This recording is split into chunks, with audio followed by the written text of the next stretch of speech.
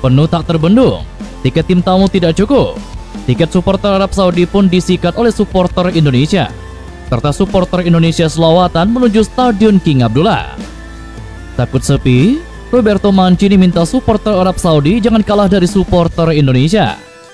Media Arab Saudi keheranan kenapa bisa banyak pemain Indonesia abroad ke liga top Eropa, serta beberapa berita timnas Indonesia siang ini.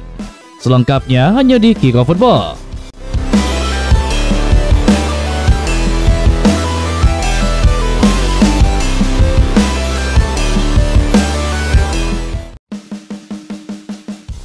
Timnas Malaysia menyelip ranking FIFA Timnas Indonesia setelah menang 2-1 atas Filipina di semifinal Pesta Bola Merdeka 2024 yang dilangsungkan di Stadion Bukit Jalil, Kuala Lumpur pada Rabu 4 September 2024 malam waktu Indonesia Barat. Skuad Harimau Malaya naik ke peringkat ke-133 dunia setelah mendapatkan tambahan 4,48 poin di ranking FIFA. Saat ini Timnas Malaysia asuhan Paul Marty Vicente mengoleksi 1112,06 angka. Mereka menyalip Timnas Indonesia yang turun ke peringkat ke-134 dunia dengan koleksi nilai 1108,73 poin. Timnas Indonesia bisa kembali naik ke peringkat ke-133 dunia jika menang atau imbang saat tandang ke markas Arab Saudi di matchday pertama grup C kualifikasi Piala Dunia 2026 zona Asia pada Jumat dini hari nanti. Menurut perhitungan laman footballranking.com, kemenangan atas Arab Saudi menghasilkan 19 poin di ranking FIFA bagi Timnas Indonesia. Sementara jika bermain imbang, Timnas Indonesia meraup 6,68 poin. Terus bagaimanakah jika kalah? Skuad asuhan Sintayong bakal kehilangan 5,62 poin di ranking FIFA. Tentunya pecinta sepak bola tanah air berharap Timnas Indonesia meraup hasil positif kontra tim Green Falcon. Arab Saudi tampaknya gagal menaruh ancaman kepada Timnas Indonesia di laga perdana putaran ketiga kualifikasi Piala Dunia 2026 zona Asia. Arab Saudi akan menggunakan Stadion King Abdullah Sports Center, Jeddah, untuk menjamu Timnas Indonesia pada Jumat dini hari nanti. Stadion ini awalnya menjadi ancaman bagi Timnas Indonesia karena untuk kali pertama tim asuhan Roberto Mancini memilih venue berkapasitas 62.000 kursi penonton tersebut. Namun nyatanya tiket masih tersedia dan belum terjual habis hingga hari H pertandingan. Roberto Mancini pun harus turun tangan untuk tanda kutip mengemis kepada supporter Arab Saudi guna datang ke stadion mendukung tim berjulukan The Green Falcon. Dikutip dari laman resmi penjualan tiket, masih tersedia tiket dari berbagai kategori. Roberto Mancini sadar bahwa Arab Saudi harus memulai pertandingan dengan hasil positif. Target menembus Piala Dunia 2026 di putaran ketiga ini membuat Roberto Mancini harus berjuang setidaknya finish di posisi kedua klasemen akhir. Padahal grup C termasuk grup neraka yang dihuni langganan Piala Dunia seperti Jepang dan Australia. Belum lagi ada kuda hitam seperti Cina, Bahrain, dan juga Timnas Indonesia itu sendiri. Meskipun demikian, pelatih asal Italia ini yakin tim bisa melalui tantangan ini dengan meraih hasil positif. Kami membutuhkan dukungan dari para penggemar di Jeddah. Mereka memiliki penggemar yang dikenal dengan dukungan kuat dari mereka, dan kami menunggu dukungan itu di lapangan. Saya yakin sepenuhnya bahwa kami memiliki tim yang sangat baik. Kami telah berkembang selama pemusatan latihan. Kami masih memiliki ruang untuk berkembang, dan tim kami mampu melewati kualifikasi dan juga lolos ke Piala Dunia, kata Roberto Mancini. Selain itu, Roberto Mancini pun ternyata sosok yang peka terhadap perkembangan Timnas Indonesia bahkan sejak 28 tahun yang lalu. Dia memuji banyak soal skuad Garuda, termasuk kepemimpinan Sintayong yang menarik perhatiannya. Mancini bahkan masih ingat ketika dia berkunjung ke Indonesia saat masih bermain untuk Sampdoria pada Juni 1996 silam. Saat itu Sampdoria menerima undangan PSSI untuk tampil melawan Timnas Indonesia. Mancini bahkan sempat viral karena memperhatikan sejumlah pemain Timnas Indonesia U23 saat tampil di Piala Asia U23 dan juga playoff Olimpiade. Meskipun memantau Timnas Indonesia dan mengenal baik Erick Thohir, Mancini pun akan tetap profesional dengan menjanjikan 3 poin untuk Arab Saudi.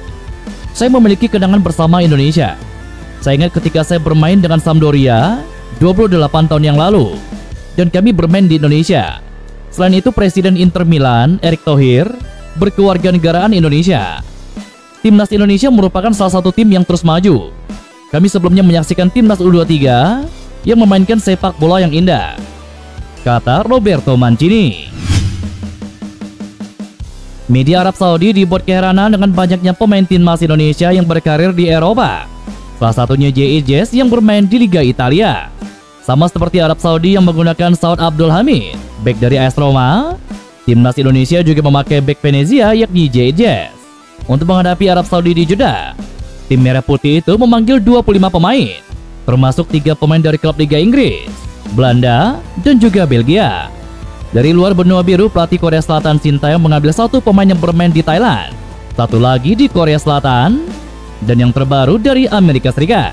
Sementara sebanyak 12 pemain dari klub Indonesia, dan 1 pemain berstatus tanpa klub. Di antara pilihan pelatih asal Korea Selatan itu adalah bek Justin Hapner dari klub Inggris Wolverhampton Wanderers.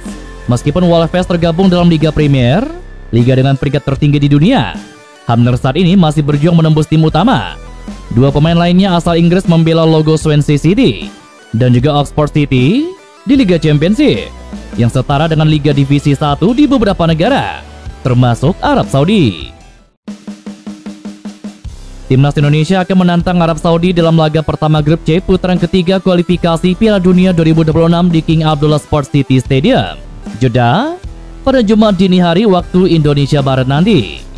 Berstatus sebagai tim tamu tidak mempengaruhi dukungan para supporter setia tim Garuda yang dikabarkan akan tetap hadir di dalam stadion. Menurut informasi terbaru, seluruh kategori tiket yang diberikan untuk supporter Indonesia telah habis terjual. Tentu hal tersebut wajar mengingat warga negara Indonesia di Arab Saudi mencapai 1,5 juta orang. Jika hal tersebut benar, bukan tidak mungkin Jeddah akan dipenuhi lautan merah yang akan memberikan dukungan langsung bagi skuad asuhan Shin Tae-yong di laga nanti. Supporter Indonesia sejatinya diberikan jatah kurang lebih 5.000 tiket. Namun berdasarkan data dari Weibo, jatah tiket bagi supporter timnas Indonesia telah habis terjual. Saat membeli tiket, penonton akan diarahkan mendukung tim mana. Jika membeli Indonesia, maka akan diarahkan ke zona supporter tamu dan sangat sedikit.